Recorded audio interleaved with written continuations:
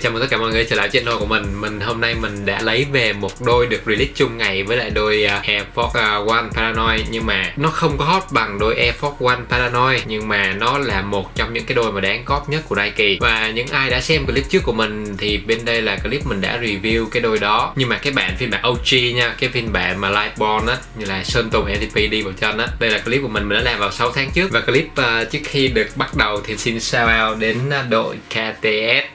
Có nghĩa là KTS này có nghĩa là Korea Sneaker Team đã tặng mình một chiếc áo phiên bản OG Korea Sneaker Team in cái bản đồ Việt Nam này.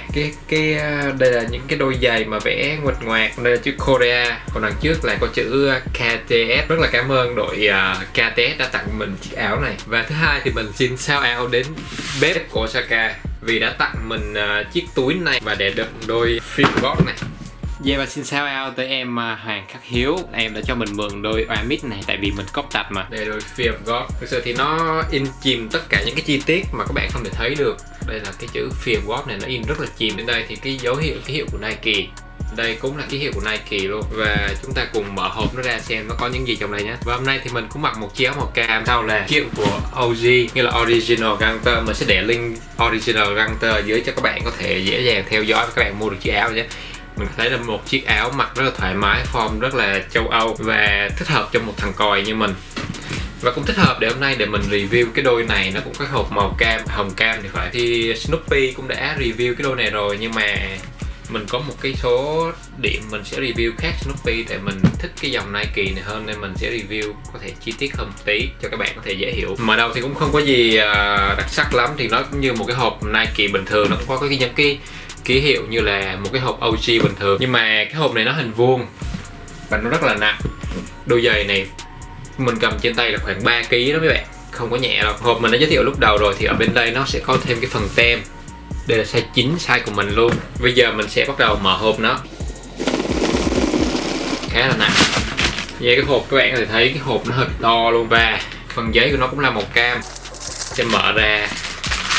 Và một cái túi Ford rất là dày. Mẹ, túi đéo dày thế nhỉ. Túi này có thể chống mưa cho các bạn nữa. Và chất liệu khá là lạnh. Nhưng mình sẽ không quan tâm đến phần túi lắm, tại vì cái túi này về với mình chả làm gì, mình tự không xài túi này. Đây, cái túi này nó có chữ Air Fear of God in chìm vào trong này và một cái lớp lưới vậy thôi. Mình sẽ bỏ nó qua một bên. Và đây là build của nó. Build code online của Nike GP nha. Để cho anh Tài Nguyễn có xem được video này, anh hay chê video của em và kêu em đi giày fake, thì anh có thể coi trong đây và cầm một. Và đúng là cái bản collab với Ford thì nó rất là sang trọng. Nó sẽ có một cái túi trong này, nó có một cọng dây, rồi một cái tag và những cái gọi là cái lay lock á, cái khóa dây á, thì nó chỉ có vậy thôi. Thì mình sẽ bỏ nó qua một bên và đi vào phần chính của chúng ta là đôi Nike Fear of God. Đây là giống y như Snoopy nói luôn, là cái túi đựng đồ ăn. Túi đồ ăn của Nhật nó hay cái màu này nè các bạn, có thể hấp thụ nhiệt dễ hơn đó. Và trong cái túi đồ ăn này nó sẽ có một cái món đồ ăn mới. Đây là đôi Oatmeat hả? Mình không giỏi tiếng Anh lắm, mình không biết đọc là Oatmeat hay là Oatmeat nữa ta. Nó là O-A-L meat. Mình sẽ cho các bạn coi cận cảnh. Và cái từ Oatmeat này là cái bột yến mạch nha các bạn. Nó sẽ có màu bột yến mạch này. Các bạn thể thấy đây là một cái màu giống màu lúa, nhưng mà nó sẽ nhạt hơn. Và cái phiên bản lần này thì những cái sợi dây kéo hay là những cái zip của nó đều được đổi mới hết. Những cái zip đợt trước nó sẽ là màu inox, và zip đợt này nó sẽ là màu, nó được sơn màu lên hay là tĩnh điện lên. Theo cái văn hóa của bên xe cổ á, thì hồi xưa mình chơi xe nó sẽ có một loại gọi là sơn tĩnh điện. Nó sơn tĩnh điện lên thì sẽ giữ cho cái lớp sơn này nó bền hơn và nó khó chóc hơn. Kéo này nó bền hơn nhiều so với lại những cái dây kéo IKK. Thực sự lần này thì mình cầm vô thì nó cảm giác nó vẫn như là cái đôi OG Lightborn. Cái chỗ này là cái phần mình thích nhất. của đôi giày, lúc nào bấm vô nó mềm sướng lắm. Nhưng mà lần này có vẻ chất liệu cải tiến cái phần đế của nó có phần cứng hơn là cái đôi Libron OG. Đôi Libron cái đế này của nó là màu trắng chứ nó không có màu kiểu nâu sữa như vậy, và có vẻ đợt này cái đôi này cứng hơn. Phần lót bên trong của nó thì đợt này nó sẽ thay một cái lót màu hồng chứ không phải là màu trắng như cái OG bình thường nha. Còn bên đây hàng dãy số, và theo mình được biết thì đây là một hàng dãy số như là kiểu dựa theo kinh thánh vậy á. Và cái lót này nó làm cái chất liệu của nó ở trên là phần da lộn, theo mình là da lộn nha. Và tem đợt này nó được cải tiến là tem số. Và các bạn biết gì không, đôi này được làm made in Việt Nam và chúng ta hãy tự hào người Việt dùng hàng Việt. Và đôi này đi có êm không? Mình xin cam đoan với các bạn luôn, cái đôi này đi êm hơn cả boot của Yeezy. Mình đã đi qua Yeezy 500, Yeezy 350 và mình thực sự ấn tượng với lại Yeezy 500, đi khá êm. Và mình đã từng đi bộ 12 cây số với đôi Yeezy 500. Nhưng mà khi các bạn xỏ chân vào con Fork này, các bạn sẽ hoàn toàn thay đổi những cái không tin sang tin á. Tại vì các bạn nên tin đi, hoặc là các bạn mua thử một đôi, các bạn đi thử, các bạn ấn thử vậy thôi, không cần đi, nó êm thôi rồi luôn. Và đôi này đặc biệt là nó không lật chân, các bạn có thể các bạn đi lên tới một size luôn, các bạn vẫn có thể đi được. Đằng sau nó có một cái miếng đỡ này, nó sẽ đỡ các cái chân của các bạn. Nike cực kỳ chăm chút, và những cái sản phẩm được collab với lại Fork thì là một cái sản phẩm cực kỳ là được chăm chút về phần cấu tạo cũng như là chất liệu. Riêng cái phần Fork này, Fear of God này in đã rất là sang trọng, và hầu như đôi này không có một cái phần chỉ thừa hay gì. Mẹ sai rồi, ở đây của mình hơi len keo một tí, nhưng mà thực sự nó không đáng kể cho lắm. Khác với những cái đôi Nike khác thì nó sẽ chú trọng hơn phần chất liệu, nhưng mà nó không chú trọng đến cái phần cấu trúc bên trong cho lắm. Như là cái lót này, theo Snoopy nói đây là cái lót lồn huyền thoại, nhưng mà ở trong đây nó không là cái lót nữa, nó là một cái cục giấy thôi. Nhìn xung quanh thì đây là phần đế của nó. Phần đế của nó thì nó cấu tạo ở một phần lỗ này, nó giống cái bút này, nhưng mà thực sự thì nó không phải là bằng bút ép, nó bằng một cái xốp một cái loại đặc biệt gì đó của Nike thì mình chưa tìm hiểu cho lắm. Và ở phần đế này nó có chữ Fear of God. Và cái phần da này thì nó giống y như đôi Libron, nhưng mà cái màu nó khác thôi. Đôi Libron nó sẽ màu trắng hơn phần này một tí.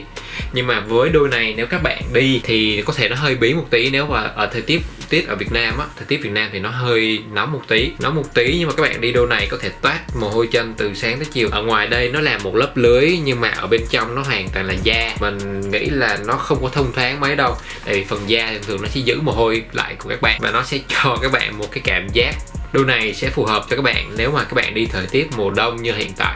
Ở bên mình thời tiết bây giờ tầm 2 độ 3 độ gì đó, đi má ra đường cầm cái điện thoại bấm hồi tí đéo thấy tay đâu, cái kem đi ngoài đường á, cái điện thoại thành cái kem luôn. Mình chỉ thắc mắc một điều là Nike nó sẽ cho thêm một cái dây này, nó sẽ cột đây, nhưng mà thực sự cái dây này nó không có giúp ích các bạn một cái gì hết trong cái việc cố định bàn chân của các bạn với đôi giày. Nó không giúp ích một cái gì hết. Và cái phần móc nối này nó giống những cái đôi Dunk Off-White mà chuẩn bị release vào tháng 12 này á. Và thực sự thì đôi này là do Jerry Lorenzo, người đã sáng lập ra Fear of God, thiết kế ra. Và với cái mức giá ổn định hiện tại, tại vì do cái mức giá retail quá cao của nó, để mình coi lại cái retail mà quên mẹ rồi. Và các bạn biết đó, những cái đôi mà nó retail mà ở Nhật thì luôn luôn là cao hơn giá của tất cả mọi retail ở trên thế giới này. Và retail ở Nhật là 3,8, 500 yên là 8 triệu, phù hợp cho các bạn chơi bóng rổ. Nhưng mà mình sẽ cho các bạn coi, đây là Travis Scott size 9 và Fear of God size 9. Các bạn thấy không? Cùng một size mà cái đôi này nó lớn hơn hẳn một ngón chân luôn. Với lại nó kén quần. Các bạn không thể đi đôi Fear of God và mang với một cái quần tây được. Và các bạn không thể đi Fear of God mà mang một cái quần ống bó. Nhìn nó rất là buồn cười. Theo mình thôi nha, đây là ý kiến của mình.